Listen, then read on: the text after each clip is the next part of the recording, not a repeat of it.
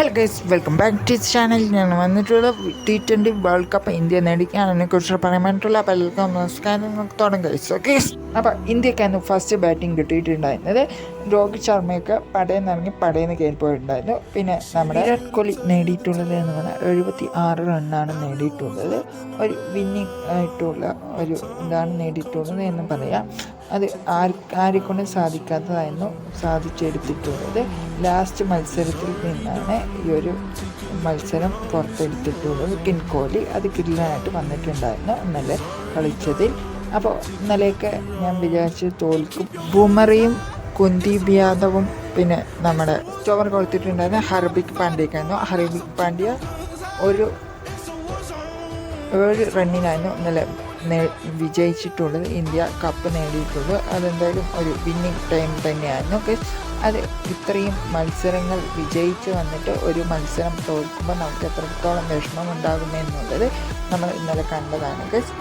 അപ്പം നല്ല വിഷമത്തോടെയാണ് south Africa ഇന്നലെ ഔട്ടായി പോയിട്ടുള്ളത്. അതെന്തായാലും വിന്നിങ് ടീമായിട്ട് നമ്മുടെ ഇന്ത്യ മത്സരിച്ച് വിജയിച്ച് കപ്പ് നേടി. അത് നമ്മുടെ ക്യാപ്റ്റനായിട്ടുള്ള രോഹിത് ശർമ്മയും വിരാട് കോഹ്ലിയും എല്ലാവർക്കും ഒരു സന്തോഷം നൽകുന്ന ഒന്നായിരുന്നു. എല്ലാ ടീമംഗങ്ങൾക്കും സന്തോഷം നൽകുന്ന ഒന്നായിരുന്നു.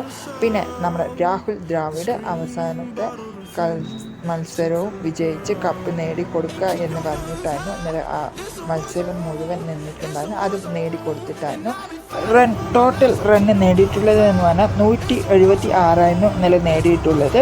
അതെന്തായാലും ഒരു വിന്നിങ് എനിക്ക് പിടിച്ചിട്ടുണ്ടായിരുന്നു. അപ്പോൾ ഇന്നലെ സൗത്ത് ആഫ്രിക്ക നേടിയിട്ടുള്ളത് എന്ന് പറഞ്ഞാൽ 169 റണ്ണാണ് നേടിയിട്ടുള്ളത്. സൗത്ത് ആഫ്രിക്ക പിടിച്ചു കെട്ടാൻ ആവില്ല എന്നാണ് എൻ്റെ ഒരു വിചാരം. പിടിച്ചു കെട്ടിയത് നമ്മുടെ സൂര്യകുമാർ യാദവാണ്. ആ ക്യാച്ചിലൂടെയാണ് പിടിച്ചു കെട്ടിയിട്ടുള്ളത്. ടീം കോച്ചായിട്ട് രാഹുൽ ദ്രാവിഡ് ആ കപ്പ് നേടിക്കൊടുക്കുക എന്ന് പറഞ്ഞിട്ടാണ്. അപ്പോൾ വിരാട് കോഹ്ലിയും ഇന്നലെ T20 വേൾഡ് കപ്പിൽ നിന്ന് ഞാൻ ഒഴിവാക്കുകയാണ് പറഞ്ഞിട്ടുണ്ടായിരുന്നു. പിന്നെ നമ്മുടെ രോഹിത് ശർമ്മയും T20 വേൾഡ് കപ്പിൽ നിന്ന് ഒഴിവാക്കുകയാണ് എന്നാണ് പറഞ്ഞിട്ടുള്ളത്. എന്തായാലും ഇത്രയും വർഷം വരെ നേടിക്കൊടുക്കാത്തത് ഈ വർഷം നേടിക്കൊടുത്തത് എനിക്കും അഭിമാനിക്കാം, നിങ്ങൾക്കും അഭിമാനിക്കാം, ഇന്ത്യക്ക് മൊത്തം അഭിമാനിക്കാൻ പറ്റുന്ന ഒരു നേട്ടമാണ് നമുക്ക് എല്ലാവർക്കും നേടിക്കൊടുത്തിട്ടുള്ളത്. അപ്പോൾ